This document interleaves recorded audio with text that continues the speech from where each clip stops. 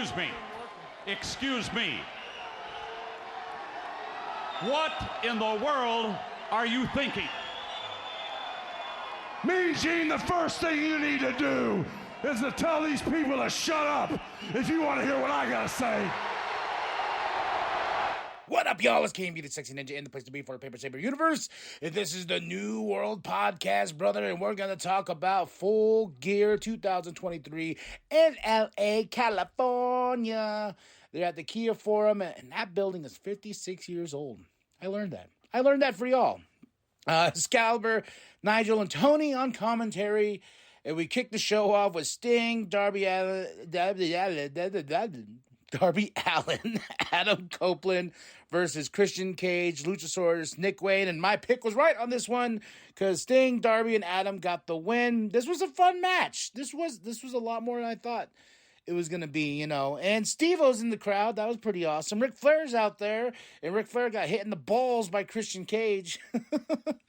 I think my favorite part of this match is we did not see Adam and Christian mingle in any physical way because Christian runs. He leaves his team. Like when Adam's in the ring with him, he's like, nope, and Adam goes after him. He just takes off, and that's how we got the big win here. I like that. We're teasing Christian Cage versus Adam Copeland at a later date.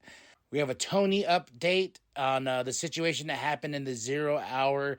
The Guns took out MJF, and MJF was stretched out and put in an ambulance, and he's screaming because Adam Cole's there. He's like, Adam, don't let him take my championship. Don't let him do this to me, and they're taking him off because his leg is hurt and everything like that. And Tony comes out and he brings out Jay White and Bullet Club Gold music, everything like that. But Jay's out there. He's like, all right. And the ref's out there. He's like, give me my championship now. And Tony's like, unfortunately, due to the match being canceled, blah, blah, blah, by forfeit. And then here comes Adam Cole, baby, on one leg. And he says, no. I will help defend this championship tonight. Adam Cole versus Jay White now is slated for this.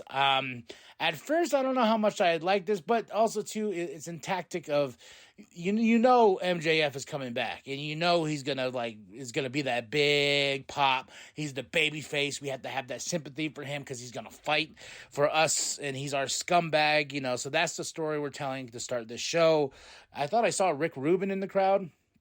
Kim Jong in the crowd as well. So I was like, oh, the celebrities are out. Celebrities are out there.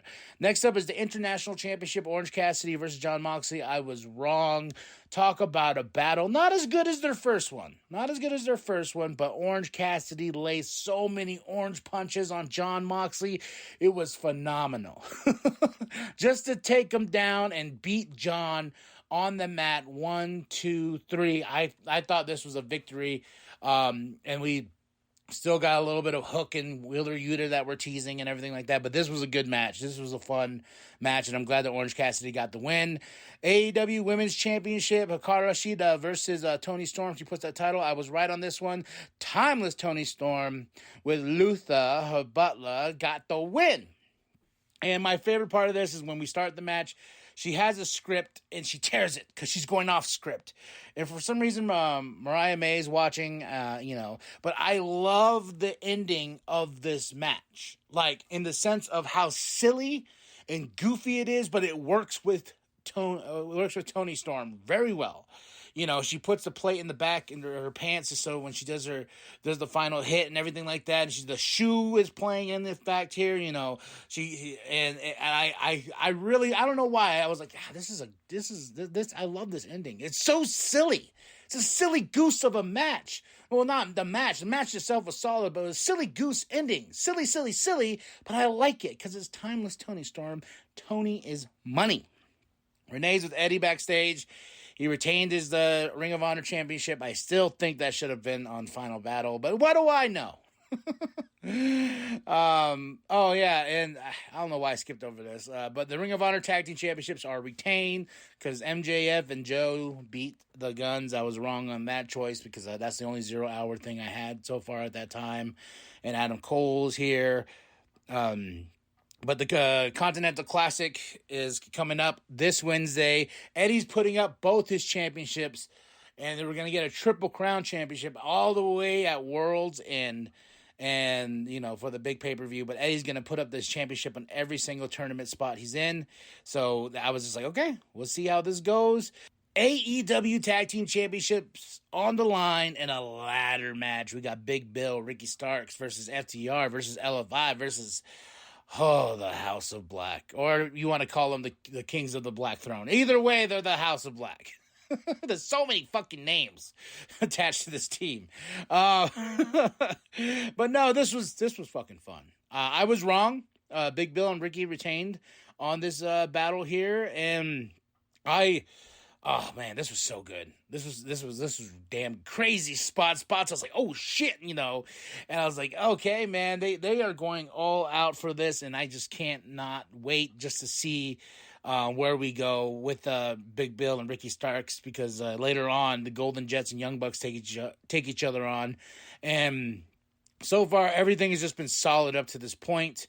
Then we go into the TBS Championship, and I was right on this one. My girl, Julia Hart. The house always wins. Julia got the win, pinning Chris Statlander, or was it pinning Sky Blue? I don't remember. But either way, she got the fucking win, and I am very happy for that. So I was right on this pick. Julia Hart is awesome. She's spooky awesome. Tony announcing the big announcement. I'm talking about Tony Schiavone. He's in the ring, but Tony Khan said, we got a big signing here, and Will Ospreay is all elite. And he tells the crowd, I'm not just here yet, bruv. Or bruv? Yeah, bruv. Was it bruv? Well, I don't know. But he has to finish some business at New Japan. He's going to be there rocking it until the end of December. Then he will be here in January full-time with AEW. But Will Ospreay is all elite. Now, the highlight of tonight, ladies and gentlemen, I'm talking about the Texas Death Match. I was wrong on my pick. Hangman Adam Page versus Swerve Strickland. Oh, God, this was so good. Oh, my gosh. Some spots that even made me go like, oh, and cringe. And, God, there's a spot where fucking Swerve is bleeding like crazy, and Hangman Adam Page drinks his blood and spits it out. I was like, oh my God. I mean, the staples and everything in glass.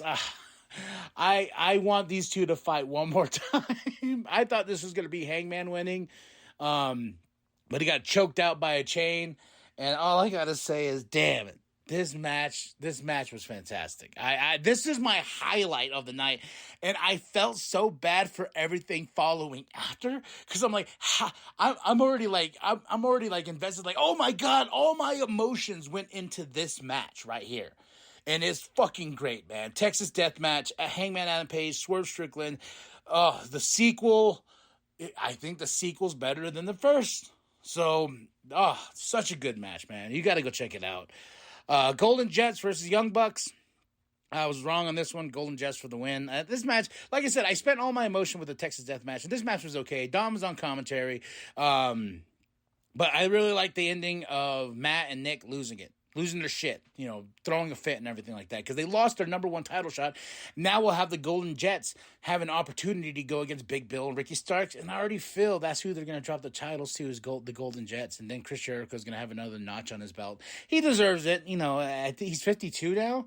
I was like, looking at it, I was like, man, this dude has been like doing it for so long, and he still got it. He still got it in that ring. So, yeah, but Golden Jets for the win. Next up, we have Adam Cole, ? Versus Jay White for the AEW World Championship.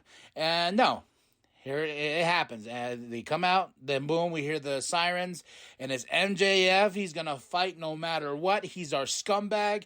And there's more of a Jay White side just because, MJF his leg is hurt and everything like that. But MJF got to retain his championship. This was a good match. This was a really, really fun match right here. I had a good time. So, I got really teared up with his with the medium skirm and everything like that, because he got really emotional. He goes, I wanted to fight for y'all. This is what we're do. This is what this company does. And he's still our champion, and 365 days as our champion and everything like that. And way to go out on a bang. You know, wait, and I gotta say, Full Gear though, 5 out of 5, solid 5 out of 5.